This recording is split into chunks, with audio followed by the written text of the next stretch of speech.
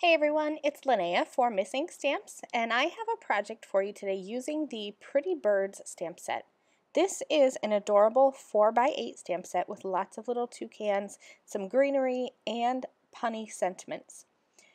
I'm going to be making a simple watercolored background. I wanted to just kind of have something simple in the background that's going to bring your eye in towards the center of my card. I'm working with some Shimmer Watercolors, and they're handmade Shimmer Watercolors. And you've seen me work with Shimmer Watercolors a lot in my videos. It's just something that I love, and I haven't really explained how to work with them. When you're working with handmade watercolors, you want to make sure that you add just a couple drops of water on top and let that sit in for a little bit to start activating those colors. So I added some clean water there, and now I'm going to go ahead and work on a piece of watercolor cardstock. And I'm going to just put a little tick mark right in the center.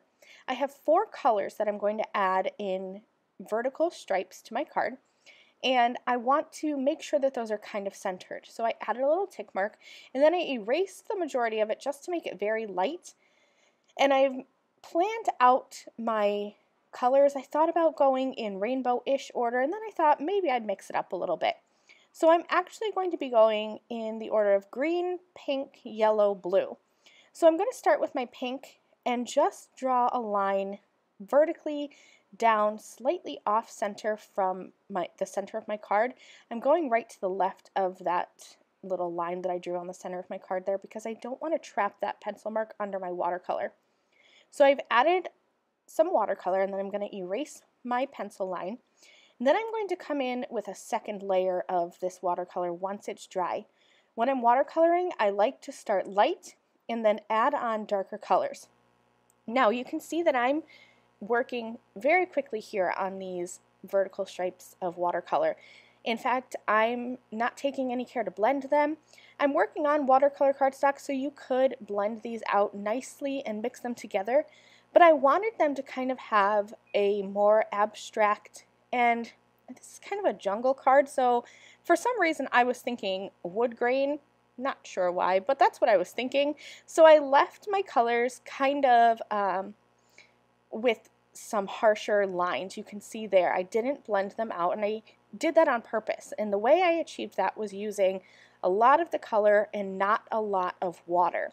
If you wanted a more blended look, you'd use more water, but I wanted this to kind of, harsh is not a really good word, but that's kind of what I wanted it to look like. Textured, I guess, is a good word. I wanted to have a textured background.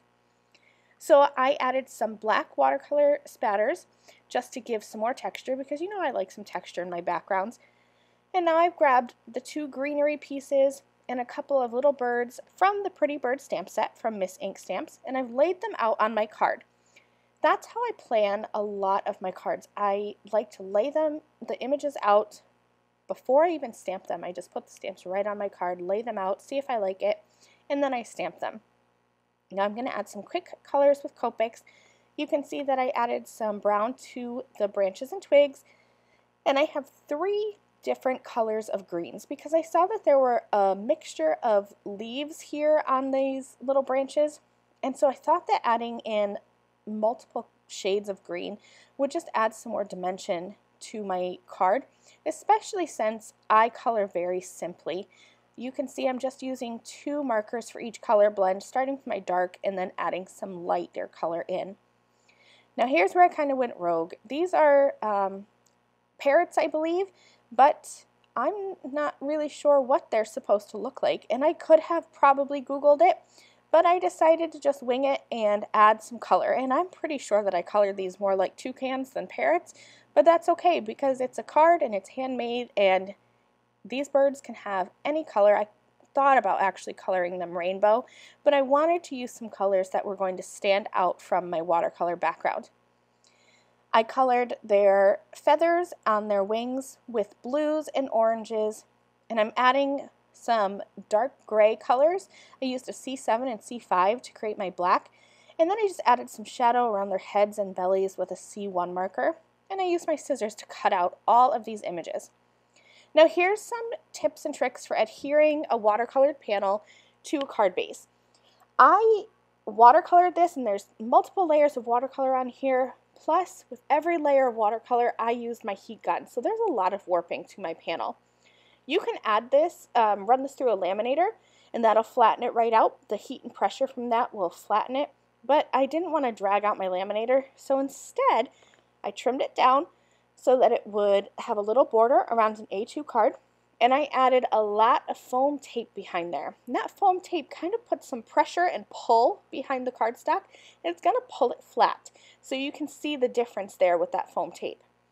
I added foam tape behind all of my elements, and I'm going to add them onto my card. Then for a finishing touch, I'm going to grab my clear sparkle pen and add lots of shimmer and sparkle to these images. I like my images to have some sparkle. You can see that all that sparkle on this card. The more sparkle, the better, in my opinion. So that's it. This card is all finished. Thanks so much for joining me. Coming up on the screen in just a couple of seconds will be some more videos that I've done for Miss Ink Stamps. So if you like this video, you might want to check those out. Thanks so much for watching, and I'll see you again soon. Bye!